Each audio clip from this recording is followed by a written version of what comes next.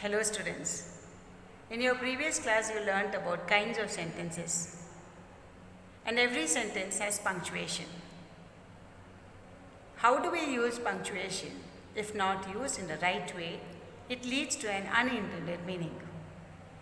In today's class, let's see the different kinds of punctuation and how they are used in a sentence. Thank you. Punctuation. Look at these two sentences. Let's eat, Grandpa. Let's eat, Grandpa. What is the difference between these two sentences? Yes, you guessed it right. There's a comma in the first sentence.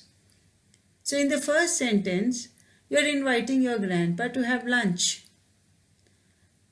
But in the second sentence, you are suggesting others to eat grandpa.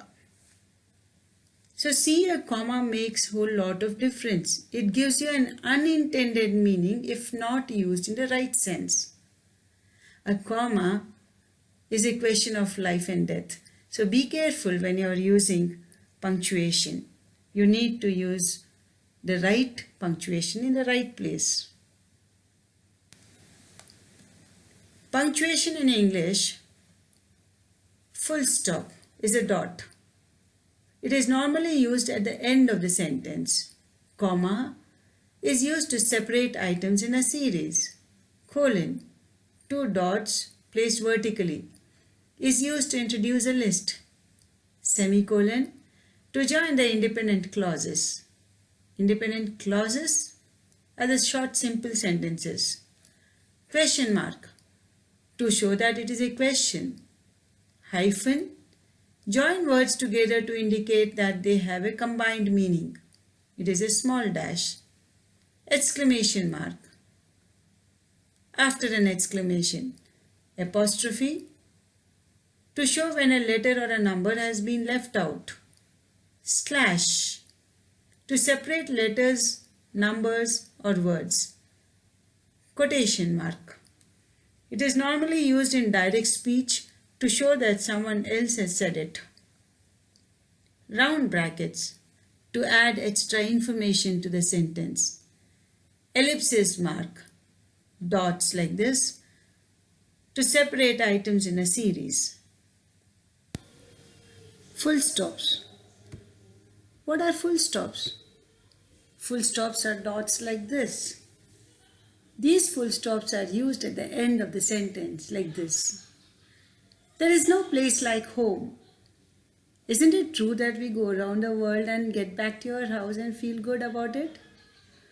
Dr. Smith is a very hardworking person. Honesty is the best policy.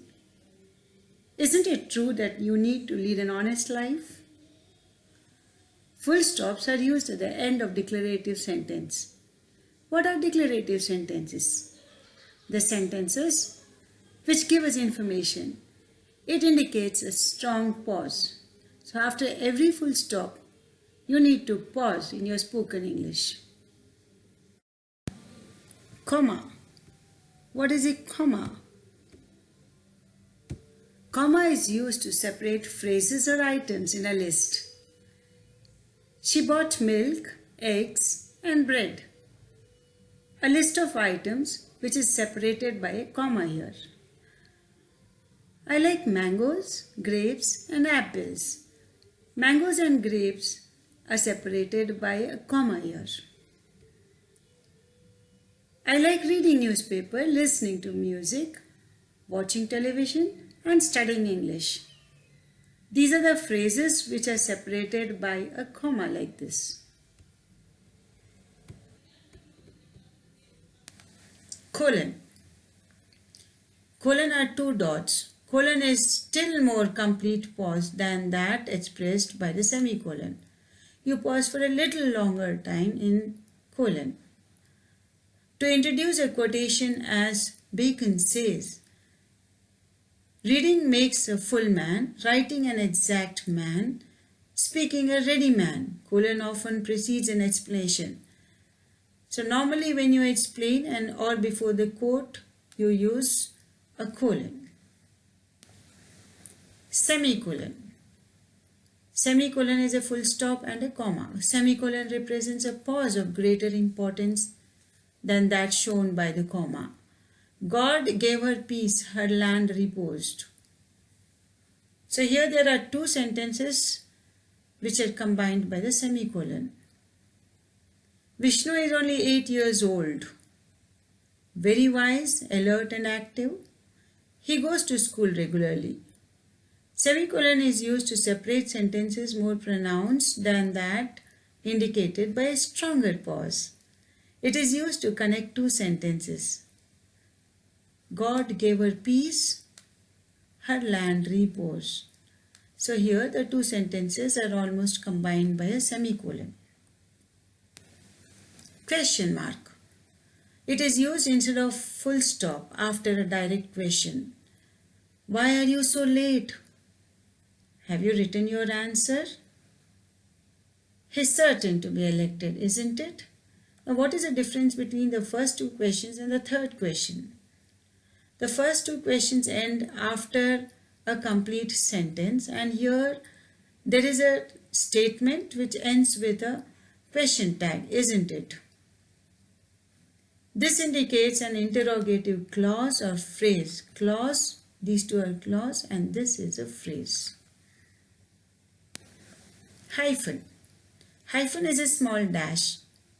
Mother-in-law, sister-in-law, father-in-law, brother-in-law. Pick me up. It becomes a compound word. Mother-in-law. Compound word. 8 a.m. to 9 p.m. So instead of to, you are using hyphen. So hyphen makes a compound word. 2 or 3 words together makes a compound word. Apostrophe.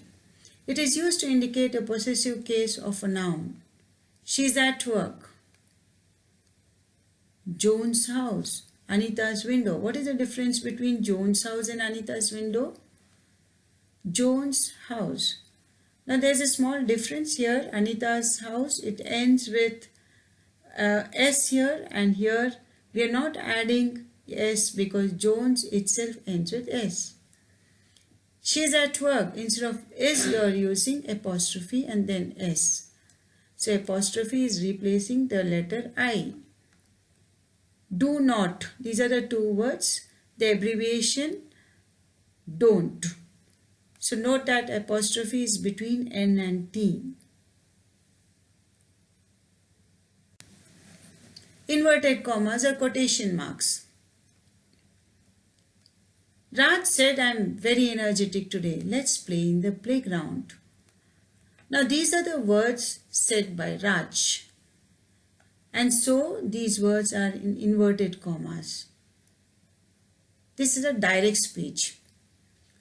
The teacher said to the boy, may I know when your parent can visit me? This is again told by teacher to the boy. You must be the change you wish to see in the world. This was a quote by Gandhiji. So these quotes are also within the inverted commas, and you normally don't change the quotes. You don't add your own words in quotes. Quotation marks or inverted commas are used to indicate a phrase to show that someone else has written or said it. In this slide, you are going to learn about slash like this, round brackets like this, and ellipses are numerous dots. Free ticket will be given to children or women only. So slash means or here. Normally when you write a formal letter, you start with dear sir or madam. You don't know who is sitting in that position, so you are using sir or madam. Refresh or reload button. Where do you see this? You see this in the system. Refresh or reload. It's giving you a choice. Today, this is again ellipsis. We started new work. If only she had, so this gives you scope for imagination. Oh, but it doesn't matter now. Something has happened. But you're convincing yourself that it doesn't matter now. Look at the use of brackets. Mount Everest in the Himalayas is the highest mountain peak in the world. So you're adding extra information in the brackets. Mount Everest is the highest mountain peak in the world. In the Himalayas is the extra information. George Washington was born in the year 1732. The extra information given after George Washington is within the bracket, the first American president. So here in this slide you learned about slash, round bracket and ellipses.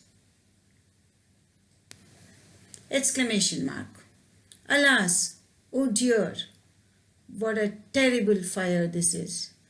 I won $1 million. Stop. Hooray, we won the match. Wow, I learned the lesson. So exclamation mark is used after interjection and after phrases and sentences expressing sudden emotion or wish. It can be happy or it could be sad emotion. Today's assignment is you're going to punctuate these sentences. Clyde bought milk, bread, sugar and bread from the store. Shelley asked, do we have any popcorn left? Shannon and Mark ate their cake, cleaned up, then left.